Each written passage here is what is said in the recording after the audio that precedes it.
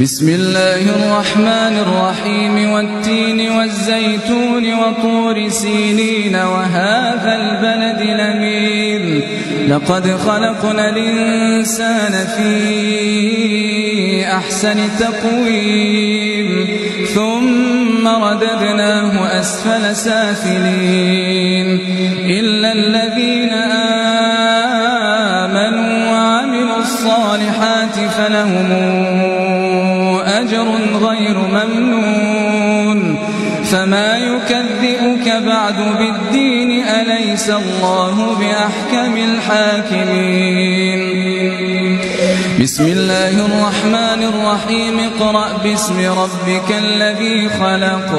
خلق الإنسان من علق اقرأ وربك الأكرم الذي علم بالقلم علم الإنسان ما لم يعلم كلا إن الإنسان ليطغى